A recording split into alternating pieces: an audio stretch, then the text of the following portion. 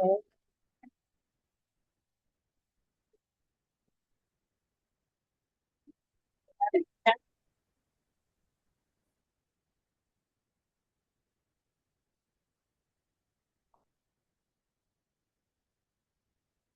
hola, ¿me escuchan?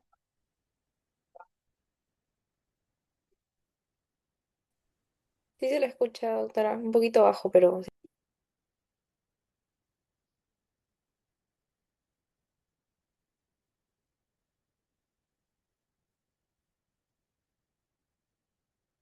Ahí se escucha mejor. Sí, doctora, un poco mejor. Bien, el día de hoy tenemos algo Doctora, no, no se le escucha. bien.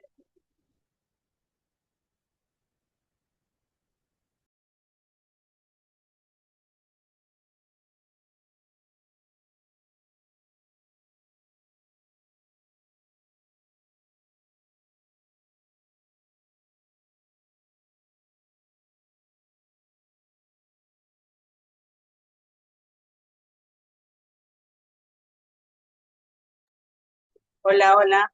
Ahí se me escucha mejor.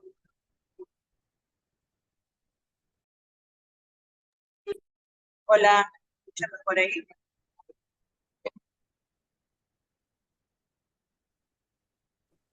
Sí, doctora, buenas tardes. escucha mejor ahí, ¿no?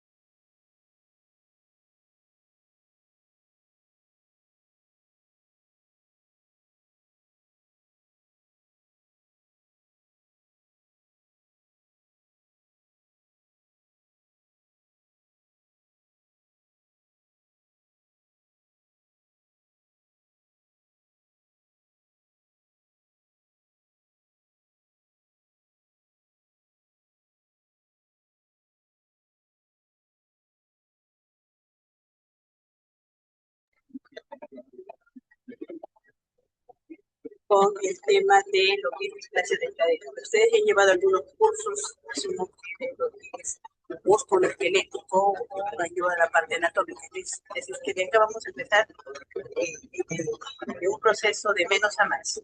Sé que estamos llevando algunos cursos que de repente son un tanto más adelantados que no llevan básicos. Y la idea es un poco prepararlos para los exámenes tanto del ENAM como del certificado médico. Entonces, si tienen alguna duda en algún momento, sí sería importante que me lo hagan saber, pero esta es una clase que se ha planteado con ese objetivo, ¿no? De lograr conocimiento no solo para la parte aplicativa clínica, sino para la parte ya de prepararnos para el ENAM y el resultado médico. Bien, entonces se está escuchando, ¿no? Por favor, me confirma. O sea, doctora, se escucha, pero se escucha como un poco de interferencia, como un fondo. Desde esta hora voy a emitir a tus compañeros y vamos a dar inicio a la clase. Voy a acomodar un poquito de...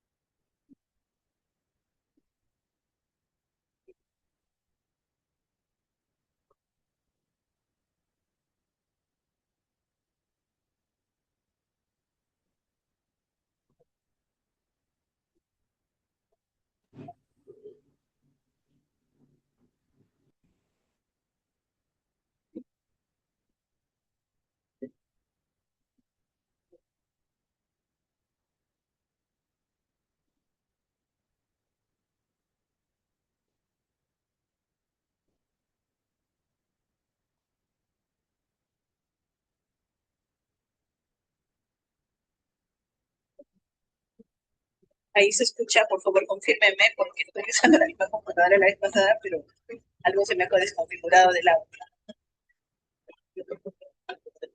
No se le escucha muy bien, doctora.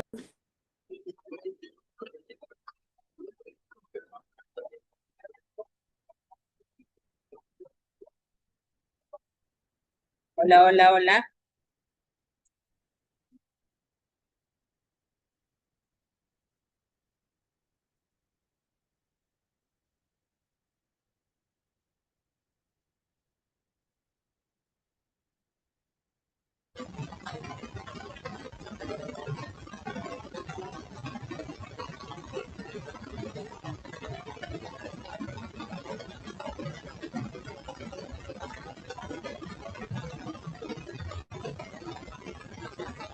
Hola, hola, hola, ¿se me escucha ahora sí mejor? O sea, se le escucha, pero con un ruido de fondo.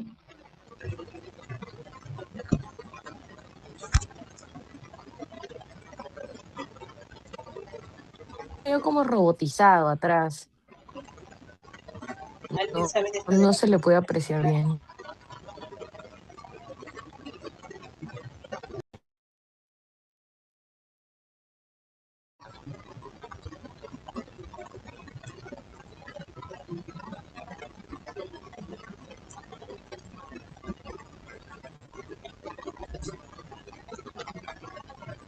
Hola, hola, hola.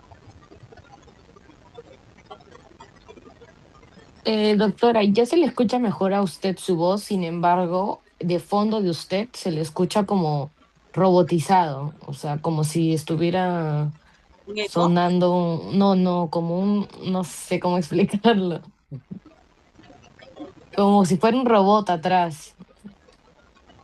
Es un sonido bastante fuerte, no, su voz ya se escucha más clara, pero atrás sigue teniendo ese sonido.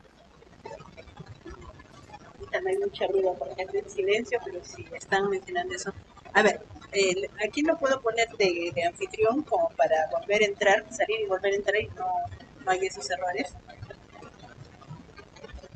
Puede ponerme anfitrión a mí, doctora, no se preocupe. Ya, te pongo Ariana, Sí, te pongo de anfitrión, ¿ya? a ver.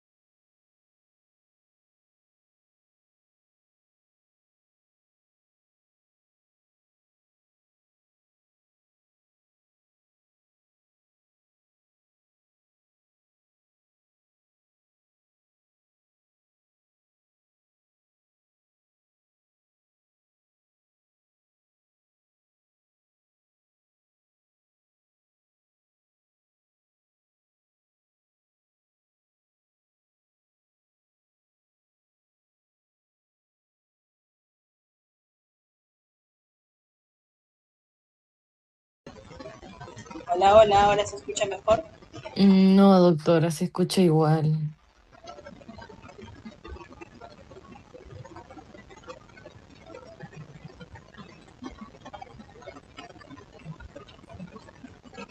Es que hay construcciones un tanto lejanas y hacen un eco por acá en mi casa no hay absolutamente nada de... No, es como, o sea, no es un eco, no es ruido de calle externo, es como de la computadora, o sea, suena como algo robotizado, como si fuera, no sé, no sé cómo explicarlo, la verdad, pero es de computadora, o sea, no es algo externo, no es sonido de calle, ni un eco, nada.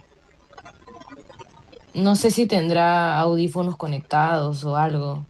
No tengo nada, estoy solo con el audífono de la computadora, con el micro de la computadora nomás, y no he conectado nada adicional para que no ocasione esos ecos. Porque sí, no se le logra escuchar muy bien. Se escucha ese ruido de fondo.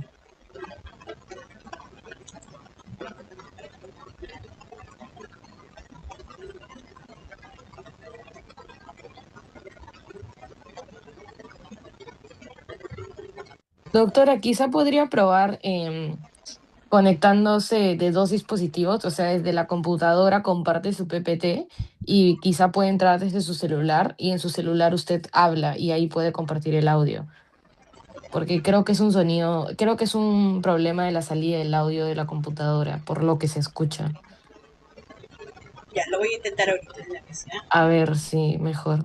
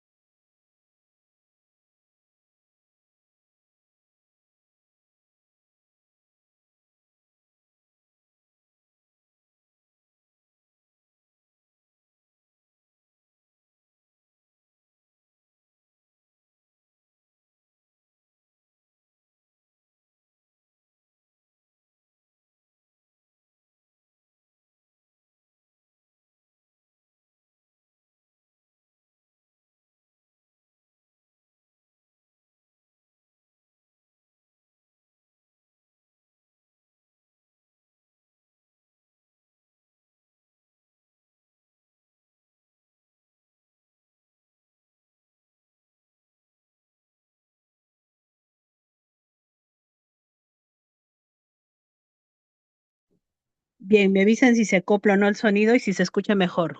Sí, doctora, se escucha mucho mejor. Ya, Ahora sí se perfecto. escucha. Ya, ahora sí. Como les mencionaba, un poco de la idea de hacer esta clase es prepararlos para el ENAM y el residentado médico, aparte del conocimiento que deben tener para la aplicación práctica. Entonces he modificado un poco el orden de mis clases. ¿Por qué? Porque las otras clases ya es componente de lo que es estructura jerárquica del sistema nervioso, etcétera, pero sé que ustedes no han llevado todos los cursos básicos eh, que se requiere para eso, esa parte. Entonces, vamos a empezar con algo que es de músculo esquelético, que ya han llevado con la doctora Yacir y con la doctora Guamán algunas clases, y vamos a empezar con lo que es displasia del desarrollo de la cadera. Es un tema bastante sencillo, pero vienen muchas preguntas para lo que es el ENAM y para lo que es residentado médico. Bien, en base a ello, vamos a empezar un poquito. ¿De qué se va a tratar la clase de hoy? Vamos a hablar de lo que es fisiopatología y epidemiología. Dentro de ello vamos a tratar los tópicos de lo que es el desarrollo anatómico normal, mecanismos patológicos, factores de riesgo y prevalencia, lo que es tamizaje y diagnóstico clínico. Ahí vamos a ver los gold estándar, que son preguntas de examen. Eso sí, no se olviden. Hay un signo que clínicamente va a ser el general, pero hay un gol estándar. Siempre con los gol estándar por edad también vamos a tener que ver acá. Y ahí le estoy poniendo, el gol estándar es Barlow y Ortolani, pero en niños chiquitos. En más grandes ya pierde la fineza y la especificidad. Entonces, sí es importante conocer estas pruebas Barlow y Ortolani, que clínicamente siguen siendo las que nos determinan eh, para hacer la evaluación y el seguimiento de las caderas, sean inestables, luxables o no, etcétera. Los estudios en imágenes, ahorita ya hay protocolos que hablan de lo que es ecografía, radiografía, cuáles son los criterios diagnósticos, etcétera. Y los tratamientos y algunos algoritmos que van a permitir mejorar el funcionamiento de la cadera. Bien, entonces empezamos. Respecto a lo que es fisiopatología y epidemiología, eh, acá tenemos algo que es importante. La cadera es una articulación bastante estable, pero se forma por estímulo, es decir, no nace formada, no nace como una estructura de cadera.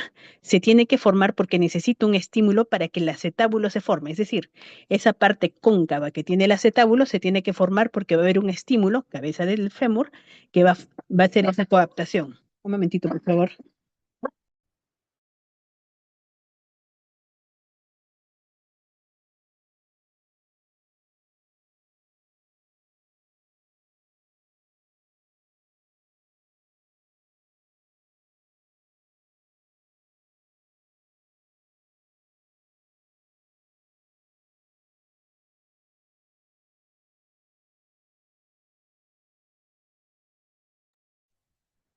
Bien, como les mencionaba, depende de la coaptación entre la cabeza del fémur y el acetábulo para que se forme esta articulación que es muy estable.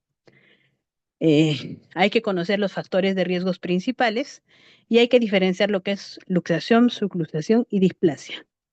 Antes se conocía este nombre, antes de la década de los 90 se conocía como displasia congénita de la cadera, pero eso cambia la terminología y a partir del año 90 se cambia para displasia del desarrollo de la cadera. ¿Por qué? Porque no es que uno nace con la cadera displásica, es que se va formando y esta formación depende de la estabilidad de la misma, ¿no? Entonces, vamos a ver un poco lo que es el desarrollo anatómico normal de la cadera. Como se mencionaba, esta es una de las articulaciones más estables del cuerpo. De las móviles es una de las más estables. ¿Por qué? Porque prácticamente hay una semiesfera dentro de una cavidad redondeada que coaptan bastante armónicos. Para que haya una luxación de cadera tiene que ser un impacto bastante importante para que se luxe la cadera, ¿no? Entonces, bastante estable. Se desarrolla mediante la interacción mecánica de la cabeza femoral con el acetábulo.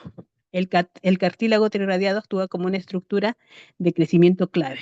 Entonces, el estímulo va a hacer que se forme esta cavidad cóncava para que encaje la cabeza con el acetábulo. La cabeza tiene que tener ciertas características también.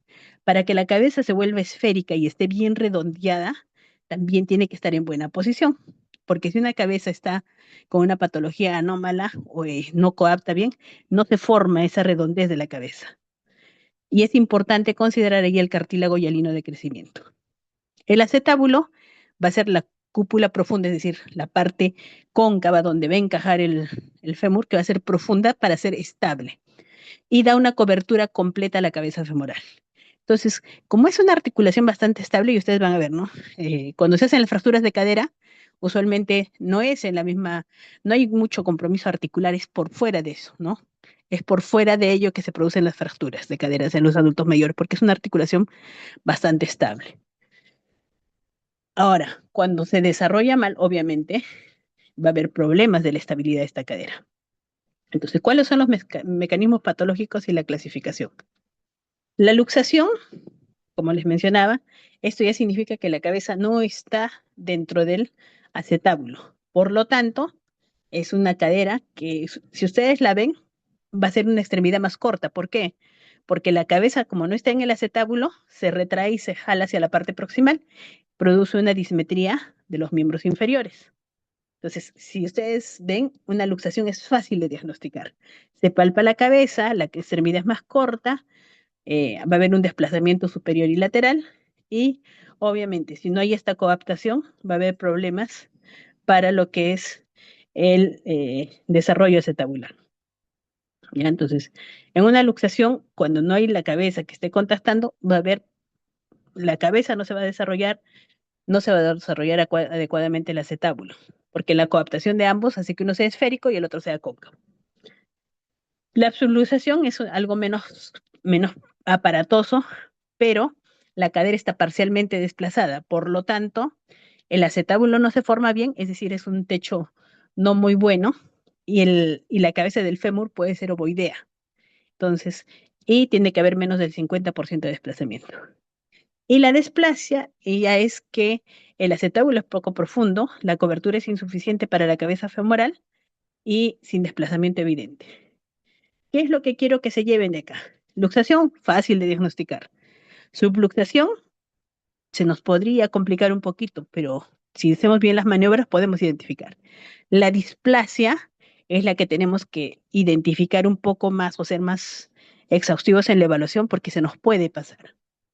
¿Ya? Entonces, de acuerdo a la clasificación de severidad, tenemos el tipo 1, tipo 2 y tipo 3. Obviamente la luxación completa requiere una reducción urgente. La subluxación, tratamiento conservador activo, y la displasia leve, seguimiento y observación. Con cabeza centrada, ¿qué se hace ahí? Se hace un manejo rehabilitador y se puede hacer algunas férulas también, pero no se utilizan la mayor parte del tiempo, sino por momentos para ayudar al desarrollo de la articulación de la cadera. Dentro de la prevalencia, tenemos que 1 al 3% de la población general puede presentar algún tipo de displasia, pero está asociado con factores de riesgo y hay una relación sexo-mujer-hombre, que quiere decir que las mujeres tienen mayor displasia que los varones en una proporción de 4:1. Miren, ahí le estoy poniendo una estrellita. Esa estrellita que le estoy poniendo, en el ENAM lo preguntaron esto, ¿ya? Los factores que tienen que ver como factores de riesgo vinculados al sexo y la presentación podálica también, ¿no? Entonces, acordarse esto. En cadera, un factor de riesgo importante es el ser mujer. ¿Qué otro factor de riesgo? Presentación podálica. ¿Por qué? Por cómo está la postura, ¿ya? Ahora, si hay antecedente familiar también. ¿Por qué el antecedente familiar es importante? No necesariamente porque el problema de la displasia se hereda, sino que hay unos factores genéticos que interfieren en el desarrollo de algunos ligamentos, de algún tipo de colágeno. Por ejemplo, si es una familia que tiene hiperlaxitud, que quiere decir que los ligamentos son más laxos de lo habitual, esa cadera ya de por sí no va a ser muy estable. Y es probable que haya otros factores de riesgo, entonces hay que ir evaluando todos los factores de riesgo. La historia familiar nos dice que hay un riesgo importante, el sexo femenino. ¿Por qué? Porque mientras la mujer está gestando, elimina hormonas, produce hormonas también para que su cuerpo vaya creciendo y se vaya adaptando para el embarazo. Como el feto es mujer, también tiene receptores y estas hormonas pueden interferir y hacer que esta cadera sea inestable. ¿Qué quiere decir? El ligamento redondo, que es el estabilizador de la cadera en la etapa del desarrollo, obviamente debe tener una longitud, va a ser más laxo, es decir, va a ser más largo. Y al ser más laxo se genera esa inestabilidad, por lo tanto no se produce un buen desarrollo. La presentación podálica también es un factor importante en cómo viene el feto, es decir, viene sentadito, por lo tanto, también es un factor de riesgo. La primigesta es por la elasticidad del útero y la multiparidad también, ¿no? Entonces, el oligoamnios está muy apretado el bebé porque falta líquido y sí.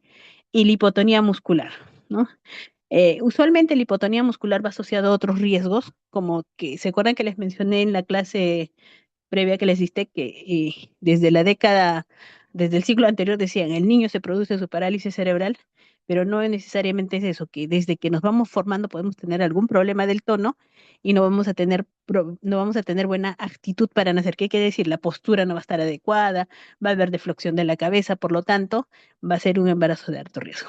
Entonces, acuérdense de esto, en el ENAM preguntaron esto, ¿no? La proporción femenino-masculino y el riesgo también podálico.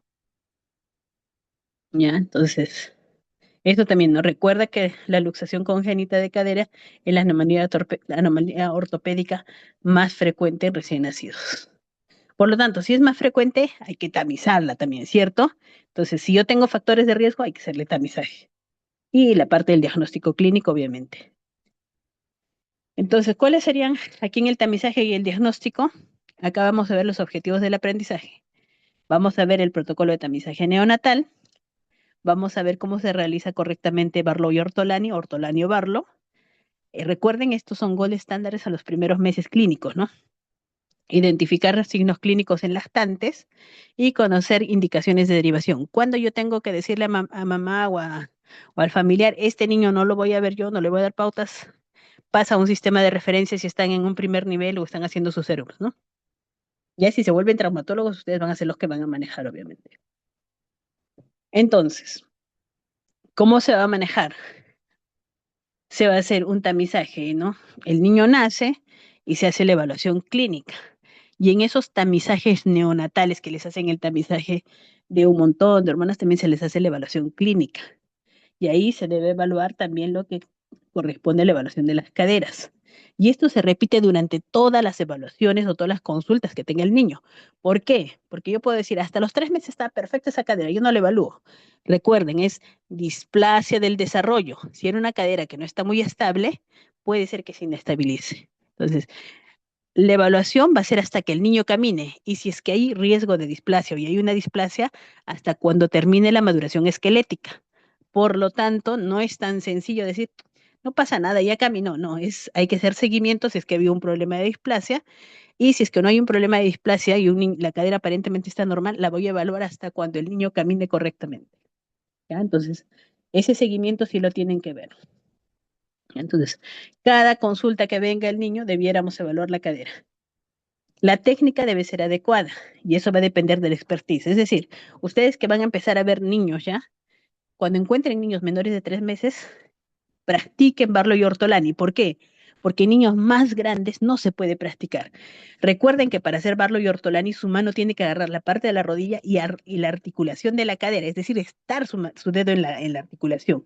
Si no logran o su mano es muy pequeña, no están haciendo un buen Barlow y Ortolani. Por eso en los primeros meses es muy sensible y específico Barlow y Ortolani como signo. Luego estamos viendo el tema de la abducción. La abducción es en toda la etapa del desarrollo. No confundamos, la vez pasada hice una pregunta acerca de este tema y confundieron. No, la abducción es más importante. No, la abducción yo puedo evaluar cuando tiene 3, 4, 6, 8, 10, 12 meses. Es decir, me va a haber una restricción en la abducción. Pero si es Barlow y Ortolani positivo, eso sí es diagnóstico, es decir, gol estándar. Asimetría de pliegues, eso también es referente, pero no me hace diagnóstico de displasia de cadera. La asimetría de pliegues, y eso es otra cosa. Yo he visto displasias de cadera donde la simetría de pliegues no es posterior, es anterior. Es decir, en la parte inguinal hay un plieguecito adicional. Entonces, la simetría de pliegues tiene que evaluarse en ambos miembros inferiores. El surco debajo del glúteo también tienen que ver eso. ¿Por qué? porque cuando hay cadera displásica hay ligera hipotrofia de glúteo. Entonces tienen que hacer una evaluación clínica bastante adecuada. Ahora, el examen vamos a estar repitiendo cada vez que el niño vaya a la consulta. Si nosotros tenemos alguna duda o factores de riesgo, tengo que pedir una ecografía. ¿Por qué? Porque eso me va a ir determinando si es una cadera estable o inestable o si ya tiene algún signo de displasia o no. Si me dice cadera inestable, seguimiento con alerta. Si me dice cadera estable, evaluación clínica. Si me dice cadera con displasia, pasa a tratamiento. ¿Ya? Es así, vamos a ir manejando estos casos de la cadera. Cuando ya podemos hacer la ecografía, que es el método de elección entre los 4 y 6 meses en los niños pequeños, 3, 4, 5, 6 meses, ahí que vamos a ver el cartílago hialino. Obviamente para esto no puede ser cualquier radiólogo, tiene que ser un radiólogo que maneje cadera. Y ahí que va a evaluar la morfología y la dinámica. Entonces, recuerden que la ecografía es evaluador dependiente. ¿Ya? ¿Qué quiere decir? Que no todos los médicos que hacen ecografía tienen la misma sensibilidad y especificidad en el diagnóstico. Es evaluador dependiente, por eso tiene que ser un personal entrenado quien haga este tipo de examen. Ahora, ¿cuándo derivamos al especialista? Si yo tengo un Barlow y Ortolani positivo, asimetría de pliegues evidente, limitación de la abducción. Yo quiero abducir la cadera, la abducción, ¿hasta qué grado? ¿Cuántos grados es? A ver en el chat, pónganme o háblenme, ¿cuántos grados debe ser la abducción de la cadera normal, fisiológica? Los leo.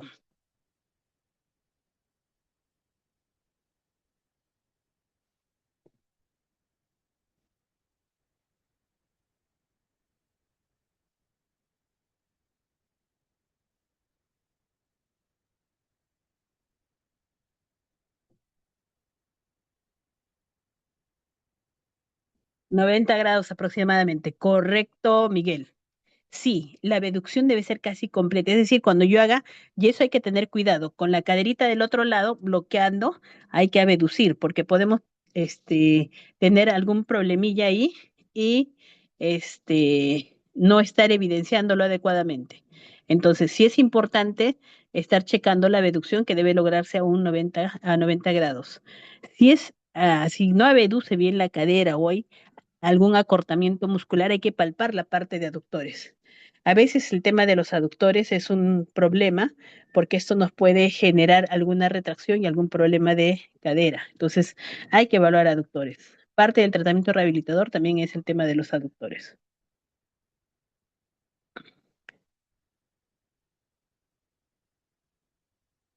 Bien, seguimos entonces.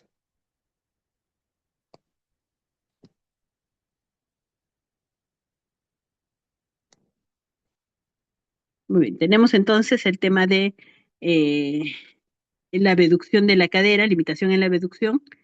eh, Menor de 60 grados, eso ya nos tiene que llamar mucho la atención. Ahora, antecedentes familiares y factores de riesgo, también en una ficha tenemos que identificar, y si es que hubiera alguna duda diagnóstica en el examen físico.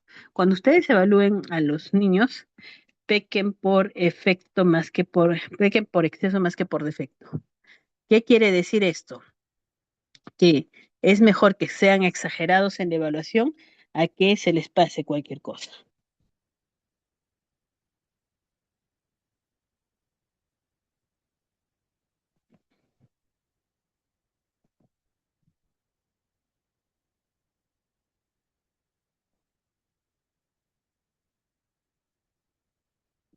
Muy bien, seguimos entonces. Ahí me va esto. ¿Alguien ha pintado la pantalla? ¿Se han dado cuenta? Está ahí. No puedo avanzar otra vez.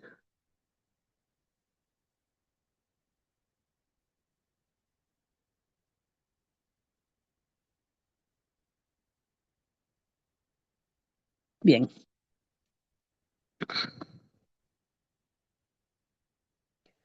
Entonces acá vamos a tener la prueba de Barlow y Ortolani, que son las que ustedes tienen que conocer para cuando estén en un primer nivel, ¿no? Ortolani es la reducción de la cabeza luxada. ¿Qué quiere decir? Si la cabeza está en algún lado fuera de su lugar, con una flexión de caderas a 90 grados, hago una abducción lenta y suave y entra la cadera. Es decir, una reducción positiva. ¿Ya? Es decir, sienten un cliccito de entrada. ¿Ya? Reducción de la cabeza luxada, acuérdense. Ese es ortolani.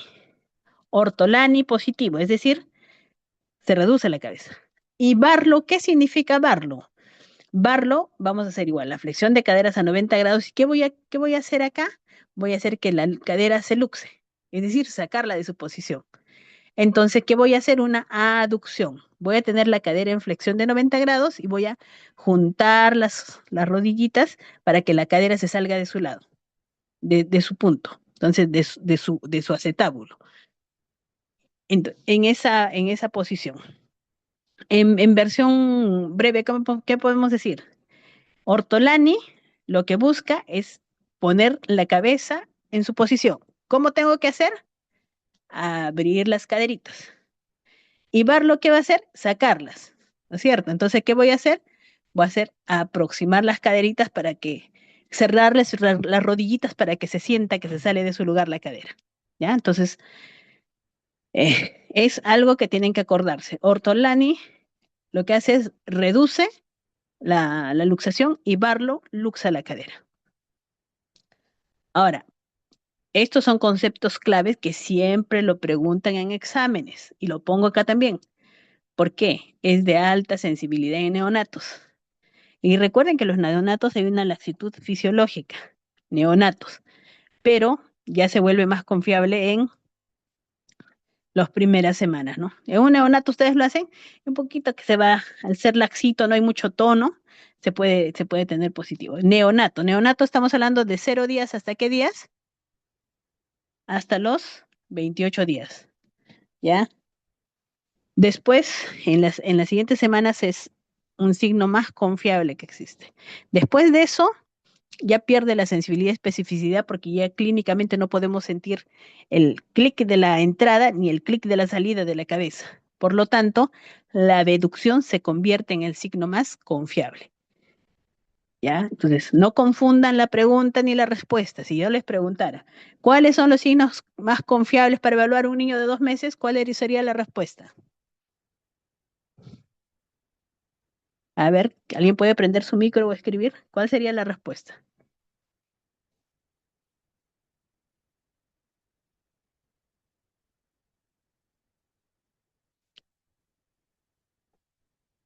Barlo y Artanelli, correcto. Pero si yo les digo, ¿cuál es el signo que a cualquier edad me sirve para evaluar si hay problema de cadera, una luxación? Ahí es la limitación en la abducción, ¿ya? Ahora, hay un signo que es el signo de Galeazzi, que se hace en lactantes. ¿Qué se busca acá? Se busca luxar la cadera. Se flexiona las rodillas y se flexiona las caderas a 90 grados.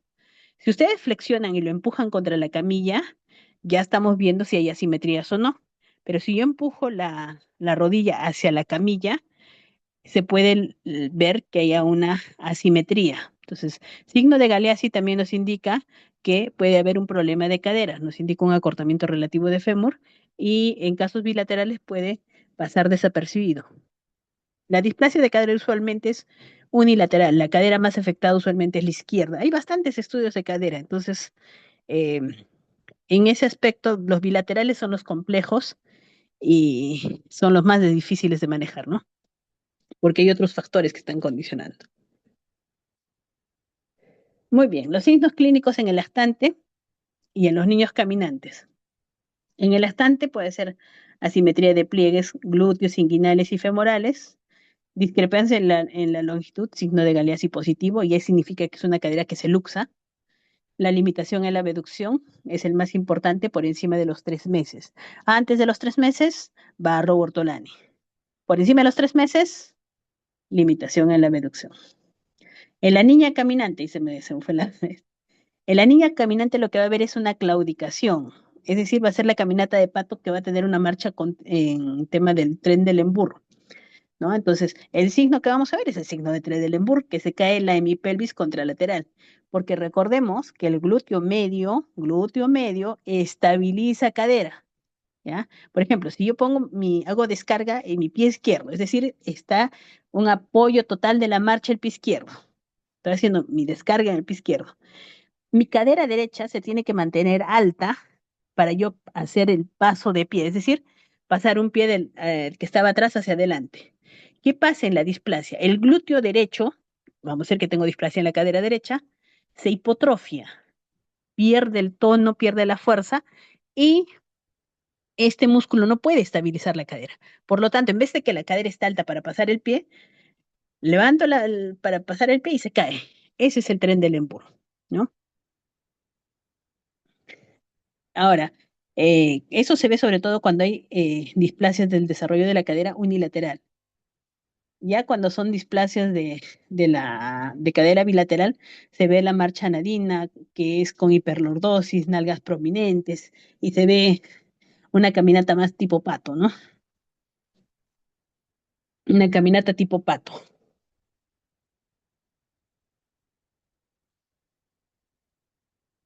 Ah, ya, el tren del Lembour, les explico.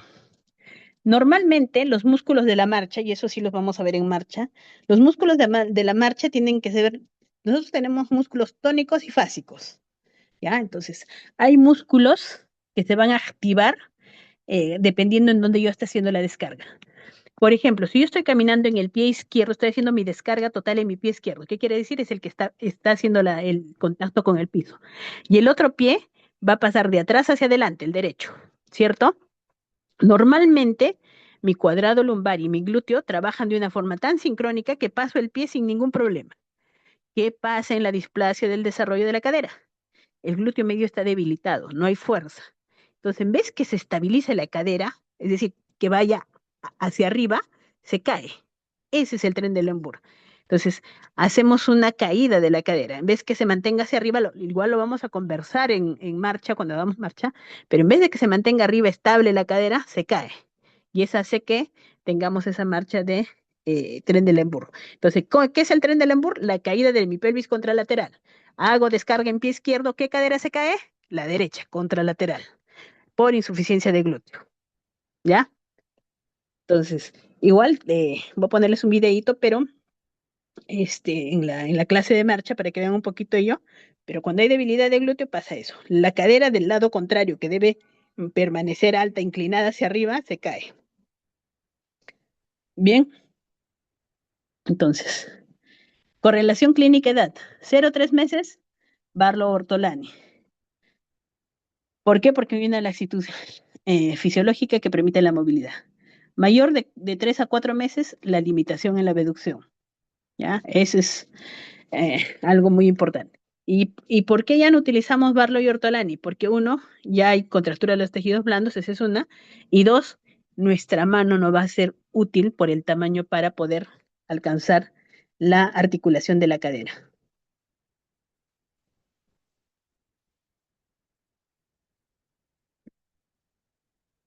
Dentro de los estudios de imagen tenemos la ecografía.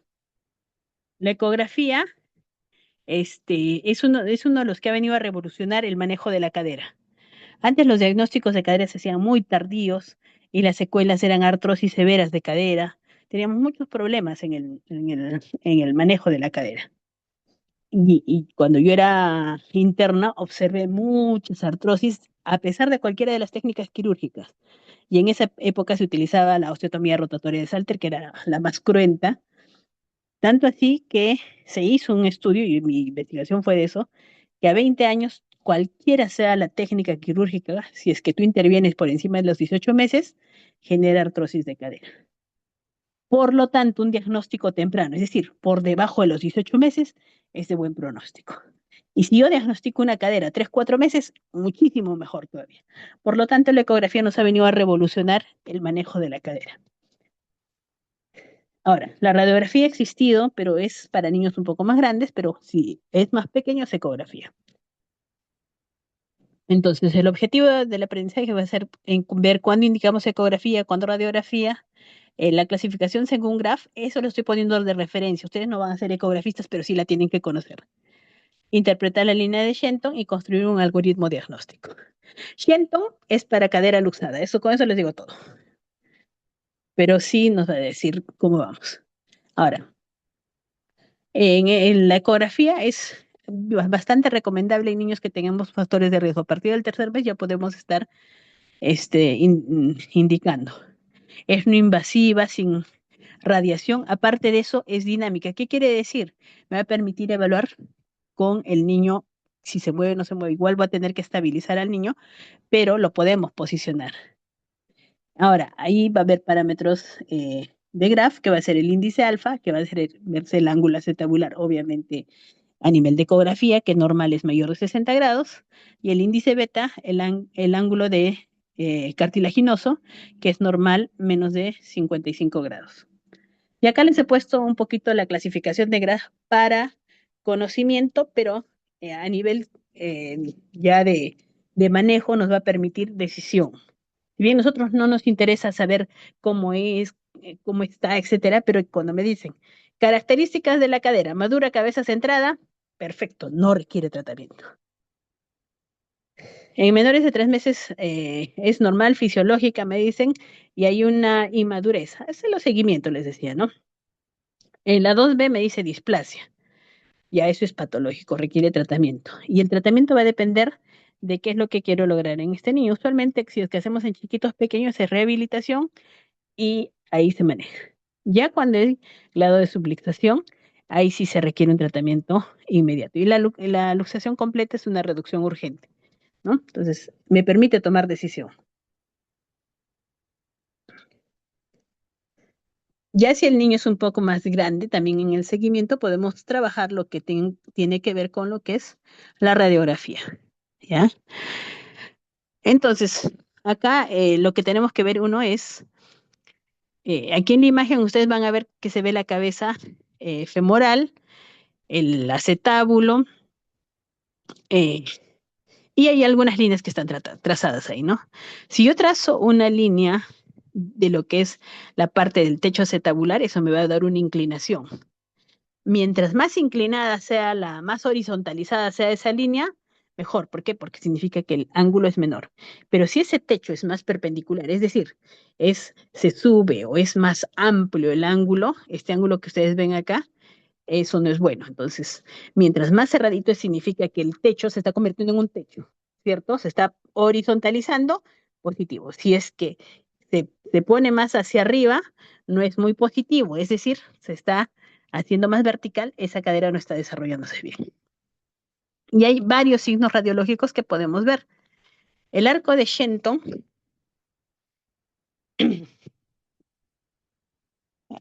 el arco de Shenton se ve cuando la cadera está luxada y es una semicurva que se ve. El ángulo acetabular es el que más se utiliza para ver la decisión clínica, que el ángulo acetabular va a depender también de la edad y este ángulo acetabular va a ir disminuyendo conforme va desarrollando el niño. Entonces, nosotros vamos a ir viendo el índice de acetabular. Si nosotros encontramos arco de Shenton, eso significa que la cadera está interrumpida, por lo tanto, ahí hay una luxación. Si nosotros vemos que el ángulo acetabular es mayor de 23, 24 grados, un momentito, por favor.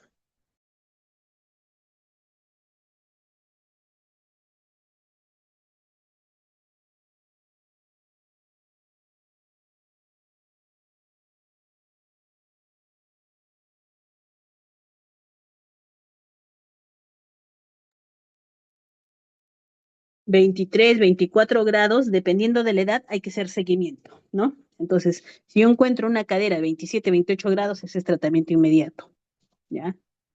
Entonces, algo que quería mencionar es, conforme va madurando el niño, de repente tiene 23, 24 grados, este ángulo va disminuyendo. A los 2, 3 años ya debe tener menos de 21 grados, ¿no? 21, 22 grados. Entonces, ese ángulo acetabular nos permite decir que ese desarrollo de la cabeza femoral versus el acetábulo está siendo bastante adecuada.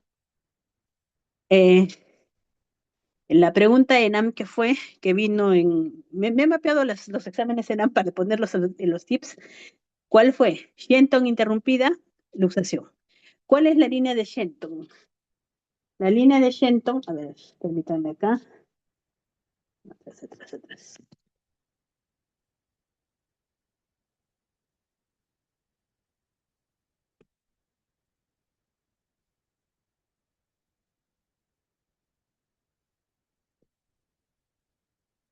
Ven acá mi puntero, ¿no? ¿Ven? ¿No ven? ¿Lo ven el Sí, puntero? Miren, doctora. este es el arco de Shenton, ¿ya?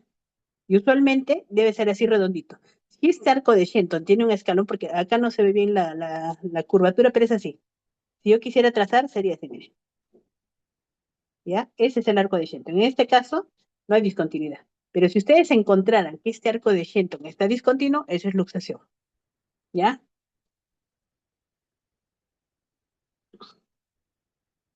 Vamos a borrar. Ya. Ahora, les decía, vamos a hacer acá. El ángulo acetabular. El ángulo acetabular es este de acá.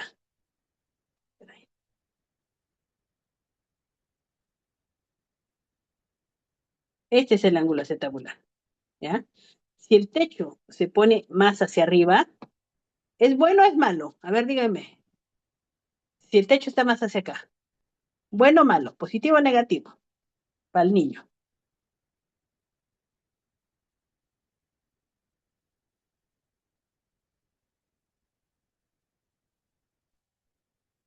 Y si el techo, a ver, ¿quién me dice? ¿Qué es mejor? ¿Que el techo está como la línea roja, como la línea verde?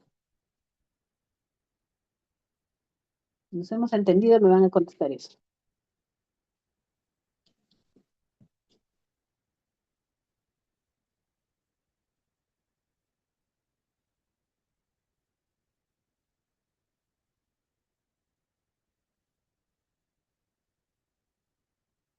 A ver, ¿qué opinan?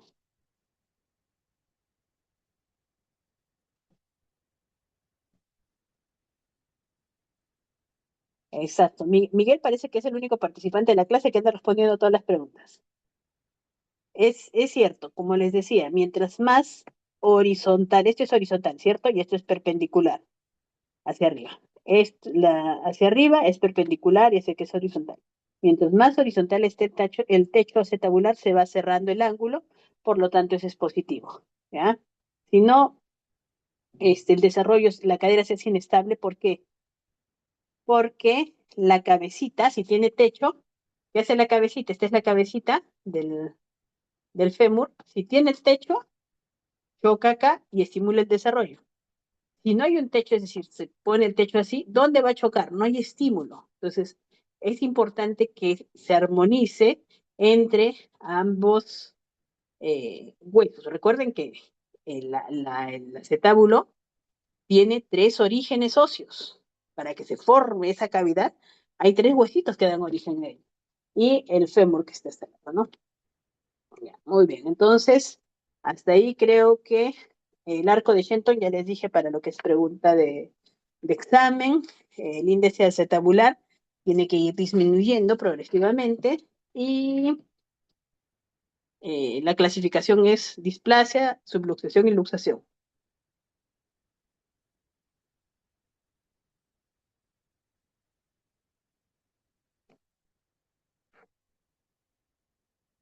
¿Cómo vamos a hacer el diagnóstico integral?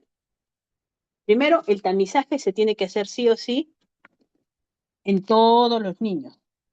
¿Ya? Tamizaje sí o sí en todos los niños, con y sin factores de riesgo. Obviamente, con el que tiene más factor de riesgo, mis alertas van a ser más importantes, ¿no? Bueno, hacemos el tamizaje en todos los niños y esta evaluación yo recomiendo que la hagan hasta cuando el niño camina. Si yo tengo factores de riesgo, hago una ecografía, ¿no? Ahora, por ejemplo, yo he tenido gemelas. ¿Gemelas será un factor de riesgo o no? Sí, por el espacio. Entonces, si hay factor de riesgo asociado, ya, ecografía de cadera. La ecografía de cadera te dice cadera estable, hacemos seguimiento nomás. Cadera inestable, seguimiento con alerta. Ya cadera con algún grado de displasia, intervención. Ya cadera luxada, intervención inmediata. Y obviamente se hace la clasificación y la derivación siempre y cuando ya tengamos Ahí trabaja el equipo multidisciplinario. Van al traumatólogo evalúa, define y lo manda a rehabilitación. Siempre tienen manejo rehabilitador estos niños. ¿Ya? ¿Por qué? Hay acortamientos musculares. ¿Se acuerdan del glúteo medio que estaba debilitado? ¿Quién lo va a trabajar?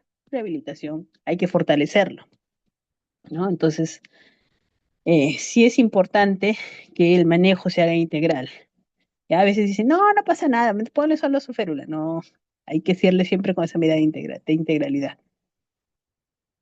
Puede ser desde una displasia muy leve o puede ser una displasia bastante severa que afecte finalmente y el desarrollo de este niño. Pueden hacer múltiples cirugías, pero el pronóstico no es muy bueno. En la adultez van a recambio de cadera entre los 40, a veces 30, 40 años van a los recambios de cadera. Y una cadera protésica tiene un año de promedio de vida de 15 a 20 años.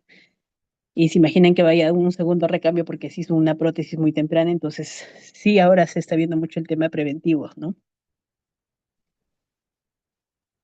Siempre tiene que haber correlación entre la parte clínica, ecográfica y radiológica y ningún parámetro aislado es suficiente. Siempre el examen físico, buscando lo que son factores, signos y síntomas y asociado a los factores de riesgo. La ecografía y la radiografía nos permiten la confirmación y clasificación. La clasificación de Graf más la edad nos decide el tratamiento, ¿no? ¿Qué vamos a hacer? Entonces, ¿qué tratamiento le vamos a dar? Y ahí vamos a ver los algoritmos, ¿no? ¿Qué utilizamos? Dispositivos para abducir la cadera, para tenerla abierta, ¿no? La reducción cerrada es la parte quirúrgica y la rehabilitación por reducción de medidas. Entonces, ¿qué se indica? Un tratamiento según edad y severidad. El Public, ustedes lo habrán escuchado, es uno de los más conocidos. Tiene riesgos, sí, pero es uno de los más conocidos y no interfiere mucho en el desarrollo. A veces utilizamos férulas esas que son fijas, tipo de eh, Von Rosen, esas interfiere con el desarrollo porque la movilidad es bastante reducida, pero el Public sí permite que el desarrollo psicomotor continúe, pero hay que tener ciertos criterios y si no lo colocas bien, tampoco no es muy bueno su uso, ¿no? Tiene que ser bien adecuadamente colocado. Identificar complicaciones de este tratamiento. ¿Cuál es la complicación más temida? La necrosis avascular de la cabeza del fémur, ¿no? Es la complicación más temida. Entonces, el Public es el que más se utiliza como tratamiento conservador. Como les decía, miren, ustedes lo ponen hacia el niño, le permite flexionar un poco las rodillas, si bien no le permite extender totalmente, pero permite flexionar, moverse, entonces no interfiere mucho con su desarrollo psicomotor. ¿Ya? Entonces, nos permite facilitar la reducción, estimula el desarrollo acetabular, la reducción en forma gradual. Va sí o sí a lo que es el manejo rehabilitador, va a tener sus componentes, ahí ven el corpiño del tórax, que es ajustado, los tirantes y lo que se pone también en el metatarso en el pisito, ¿no? Su éxito es de de un 85 por 95%. Como les mencionaba, la complicación es la necrosis avascular, la luxación irreductible y la lesión del plexo braquial. ¿Por qué el plexo braquial? Porque como es un corpiño que va en la parte superior, puede lesionar. Se hace el seguimiento semanal con ecografía y se hace monitoreo. Si va mejorando, se va dando de alta.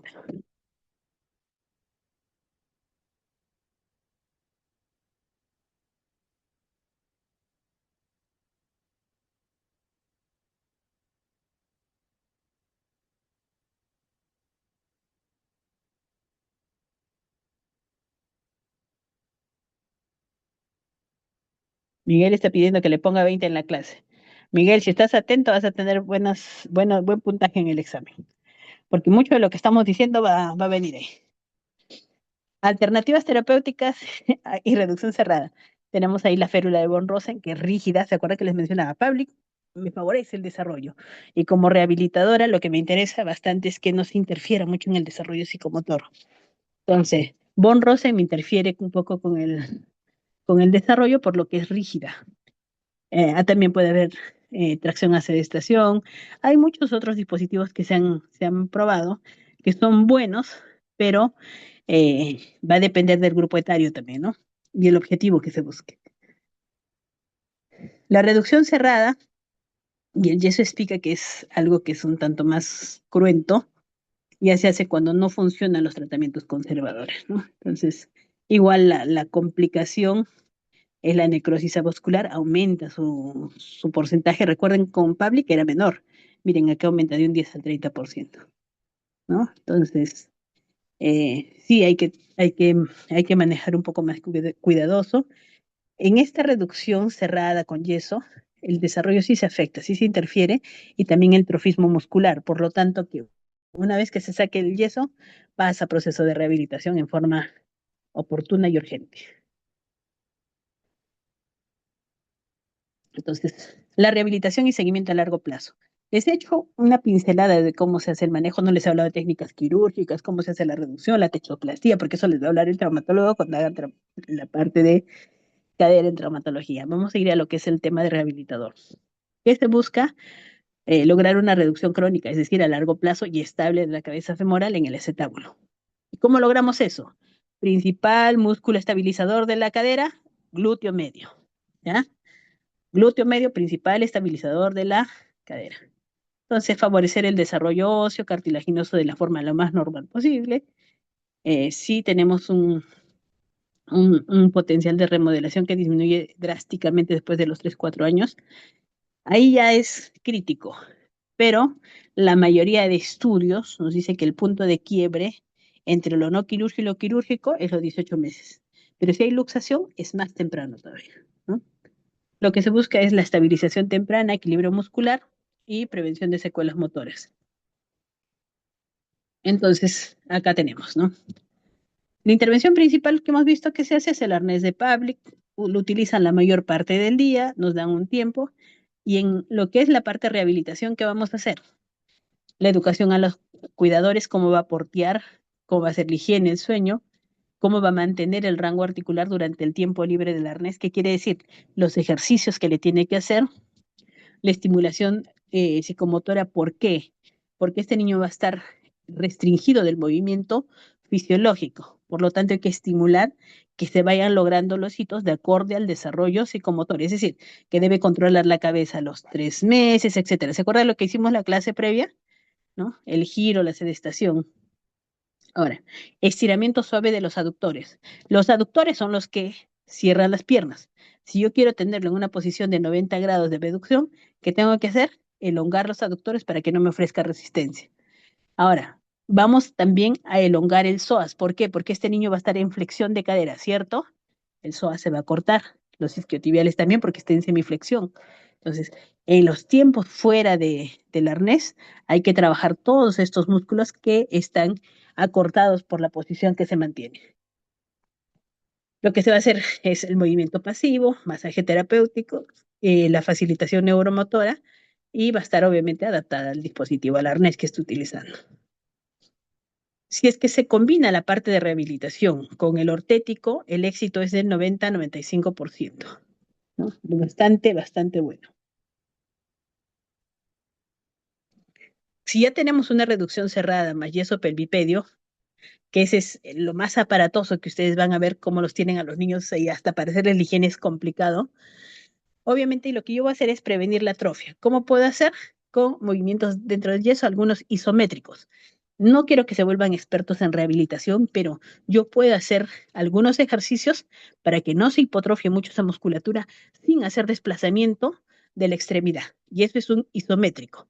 Y si quiero trabajar un poquito más, isométrico de cadena cinética cerrada.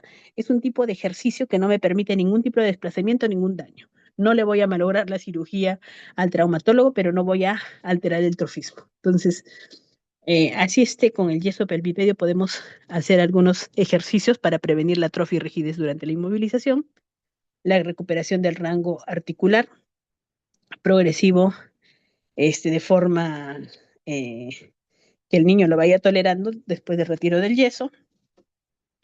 Hay que fortalecer los músculos coadaptadores. Ahí le estoy remarcando varias veces glúteo medio. Obviamente todos participan, glúteo menor, piriforme, pero glúteo medio es el principal. Siempre cuando hablamos en anatomía de músculos, decimos, ¿quién flexiona el codo? El principal es el bíceps. No significa que los otros músculos no lo flexionen, sino que siempre hay uno principal. Si es que este niño ya está en edad de marcha entre los 2 y 18 meses, reeducamos la marcha y trabajamos lo que es reacciones de enderezamiento y equilibrio. Acá lo estoy poniendo solo equilibrio, pero también el tema, ellos pierden la propiocepción de su cuerpo.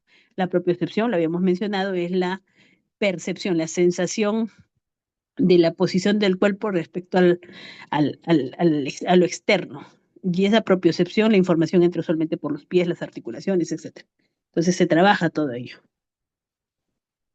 Ahora, como les mencionaba, con el yeso, ejercicios isométricos. Si quiero ser más exquisita, isométricos de cadena cinética cerrada.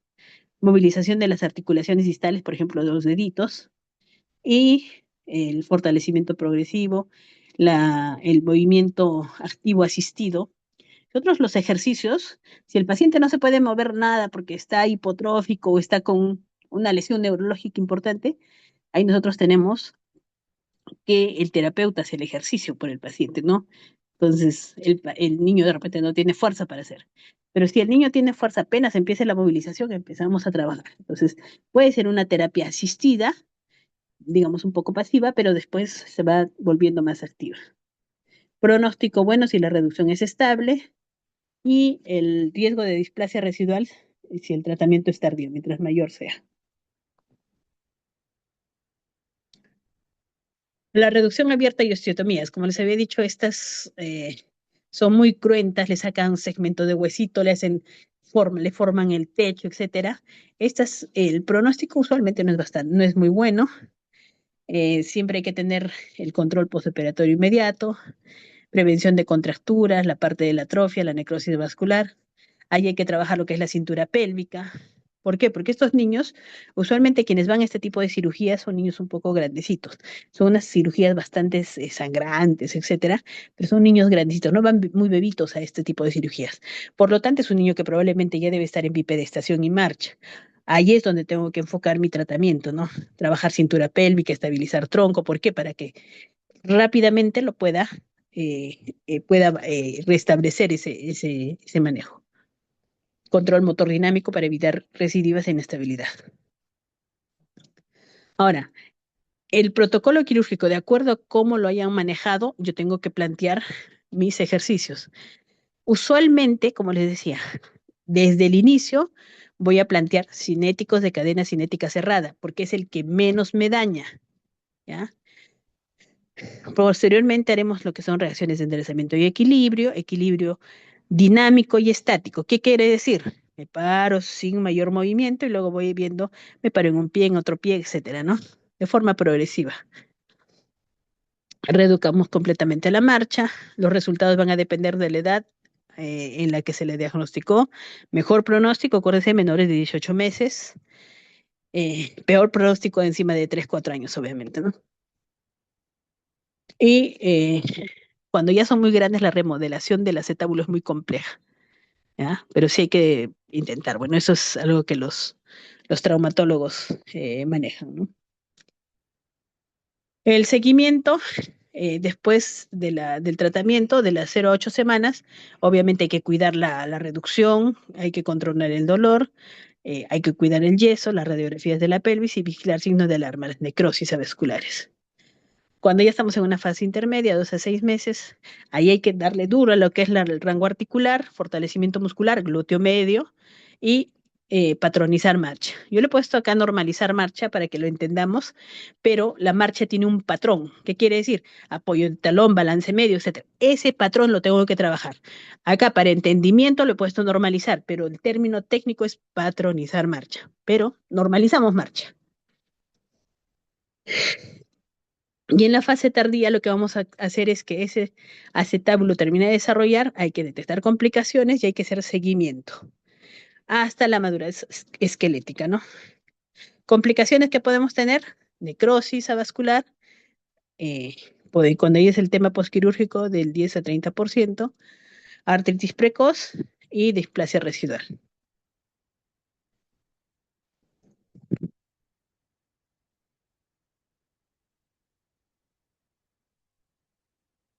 La necrosis avascular no es que veamos que, ay, se murió el hueso, es bien, bien feito de verla.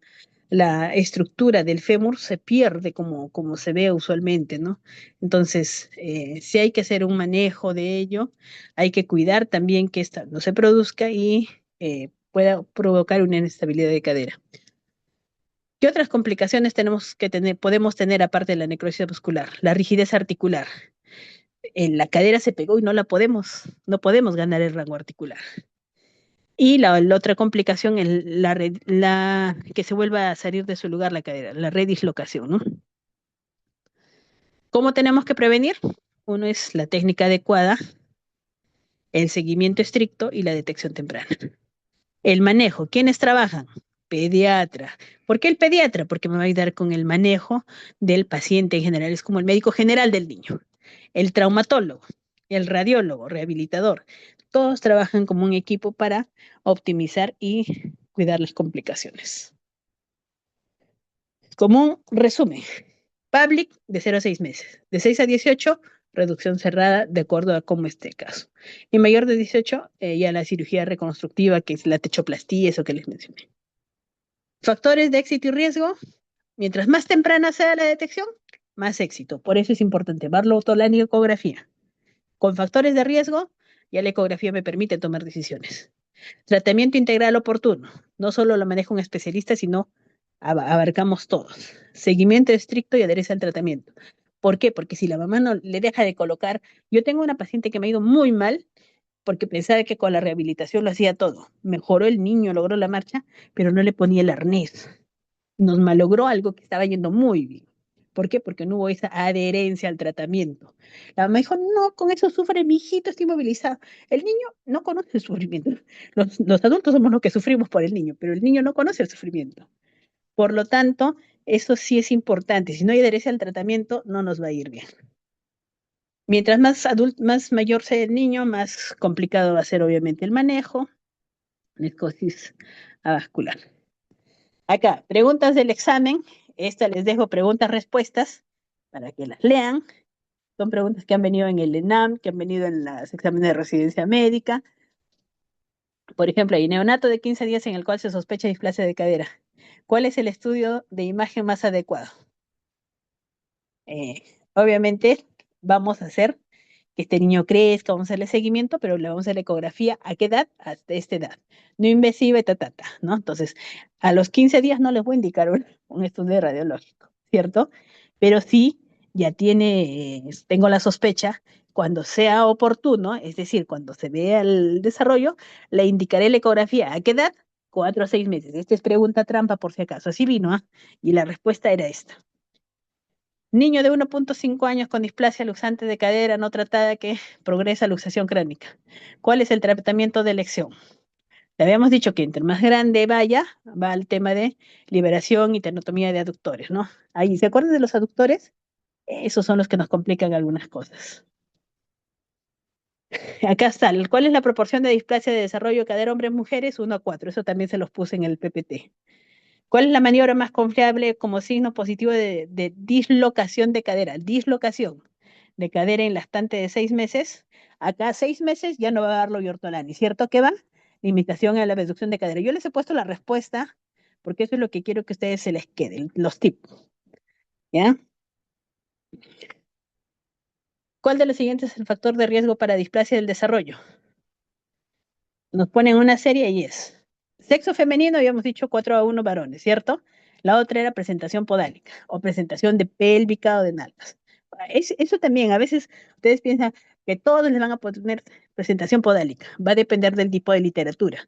Algunos dicen presentación de nalgas, presentación podálica, presentación de cadera, etcétera. Pero es el bebé sentadito. Ya, eso es lo que quieren decir, pero va a depender de la literatura. Y ahí les mencionamos algunos otros. Además de la radiografía, ¿qué otro estudio apoya el diagnóstico de displasia y el desarrollo de cadera? Obviamente es la ecografía en etapas tempranas, ¿no? Y esto de ecografía, como la ecografía ha sido un boom, bastantes preguntas de ecografía vienen. En un recién nacido con sospecha de displasia de cadera es mandatorio el doble pañal mientras se otorga el manejo definitivo, ¿verdadero o falso? Falso, el doble pañal no es tratamiento. El manejo definitivo va a depender de qué le voy a indicar. ¿no? Algunos dicen el doble pañal mejora la reducción de las caderas, pero no es un tratamiento, ¿ya? Bien, ahí les he dado algunos tipsitos, conclusiones y recomendaciones. El objetivo, tamizaje. Tamizaje, diagnóstico oportuno, precoz, buen pronóstico. Nos demoramos en el diagnóstico, ya no nos va tan bien. El arnés de Pavlik, un muy buen éxito, combinado con rehabilitación mejora y no interfiere el desarrollo. Por lo tanto, es bastante noble. Manejo multidisciplinario y algunas preguntas de NAM que le estoy poniendo acá, que es ecografía, arnés de Pavlik, radiografía, que les va a servir para sus actividades. Bien, ahora sí espero que me destruyan con preguntas, por favor.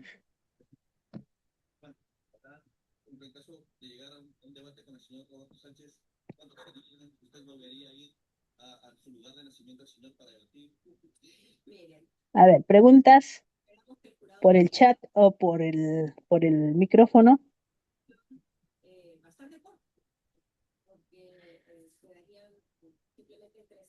Parece que todo ha estado muy claro, Gladys. Buenas tardes, estudiantes. ¿Qué te parece si mientras les damos unos minutos para que formulen sus preguntas, yo les voy dando un alcance? A ver, doctor, adelante. ¿Ya?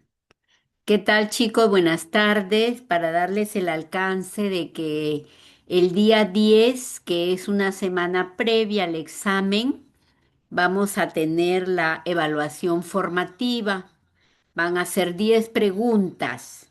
Nosotros las podemos formular sin duda, pero a nosotros nos gustaría saber qué cosa es lo que ustedes tienen dudas, sobre qué tópicos tienen dudas, qué les gustaría que nosotros reforcemos. Entonces, a través de Ariana, si tienen a bien, pueden hacernos llegar algunas preguntas que ustedes desearían que se desarrollen, ¿no? Esta evaluación formativa ya saben que no tiene calificación, sino que nos sirve como para direccionar nuestra puntería a aquellos tópicos que están un poquito flojitos o que no han estado que tienen algunas dificultades para resolverlos. Eso va a ser el día 10. Y por supuesto, después vamos a tener la oportunidad de este, resolver todo lo que ustedes deseen. Entonces esperamos las preguntas. Gladys, te faltan 2 clases, ¿verdad? 3, doctora. 3, perdón. Entonces Ujú. estamos hablando de neurología pediátrica, lenguaje y marcha, ¿verdad? Sí. Ya, entonces, de todas maneras, se va a terminar el día, el día 3, el día 3, sí, 3 de Ujú. junio, y el día 10 vamos a tener la oportunidad de interactuar en esta evaluación formativa y con todas las preguntas, después de la evaluación formativa, todas las preguntas que ustedes deseen hacer. No se olviden también que el examen final no es cancelatorio, los exámenes no son cancelatorios, entonces van a venir también preguntas del primer examen. Muchas gracias. No les quito más tiempo para que registren su asistencia o hagan las preguntas que consideren convenientes. Gracias, Doctora, Gladys. Gracias, estudiantes. doctora, disculpe, tiene que proyectar el QR. Sí, estoy tratando Gladysita, de entrar. ya. Sí, Doctora, Ah, estoy ok. con entonces dos. el 3 de junio es su último tema. ¿Al Sí, 3? Sí, el Ya. 3. Ok, ok. Gracias. Sí. Doctora, 2020. perdón, ¿cuándo mencionó que iba a ser el examen final? Bueno, está cronometrado para el 17 de junio. Hay que estar alerta de cambios de horario o cambios de fecha, pero el 17 de junio está programado el final para nosotros. Ah, Sin ok, embargo, ok. Ariana, hay que estar pendientes de eso, ¿ya?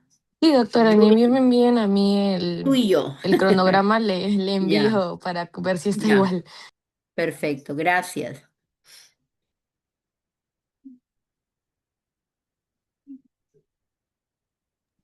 ya. A ver.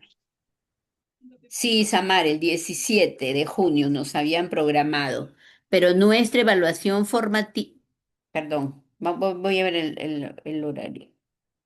junio, junio, junio. 17 de junio nos han dicho a nosotros. Ah, ya, doctora. Sí, porque justo Sí. me vi el examen y decía 15. Parece que lo han cambiado. Ok. Sí, igual vamos a estar alerta para estar en consonancia nosotros y ustedes. Doctora Malú, no sé si me puede ayudar con el QR, no me está permitiendo. De repente esté con su acceso. A ver, a ver, a ver, a ver, a ver. ¿Cómo hago? A ver, ¿cómo era? ¿Me salgo de acá? A la clase, se va la semana 12, que es la clase, Ujú. pero a mí no me está saliendo, me sale la encuesta y la asistencia, no me está figurando eso. Pero tiene que figurar porque es el mismo.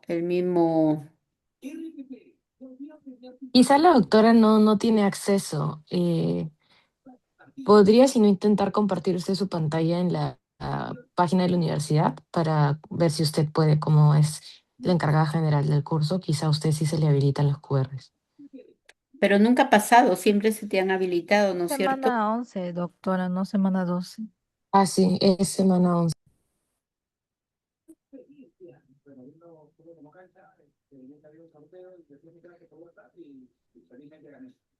Gladys, es semana 11. Sí, sí, sí. Ay, perdón. Sí, sí, sí, justo estoy viendo. La. Sesión clase normal, asistencia. Ahí aparece.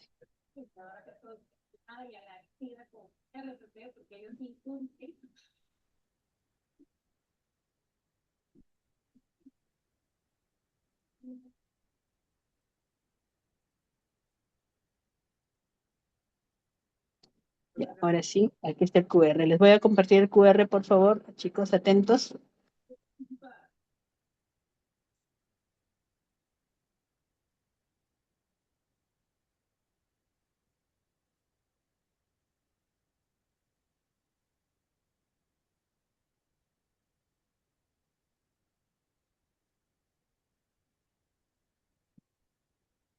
Ahora terminando la clase, la subo la clase, la clase que les he dictado.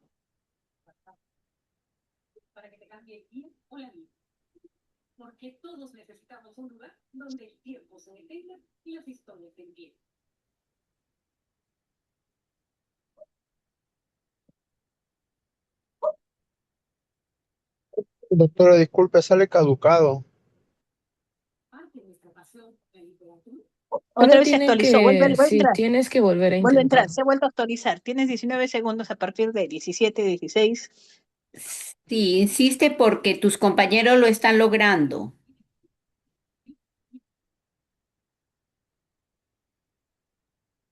Ya está, doctora, gracias. Ya. Perfecto. Hechos que deciden el destino del país están siempre en el programa periodístico más importante del Perú. Toda la experiencia de Fernández Carballo y Magda Puertas para hablar con claridad los temas que realmente le importan al país. Ampliación de noticias de lunes a viernes a las 8 de la mañana.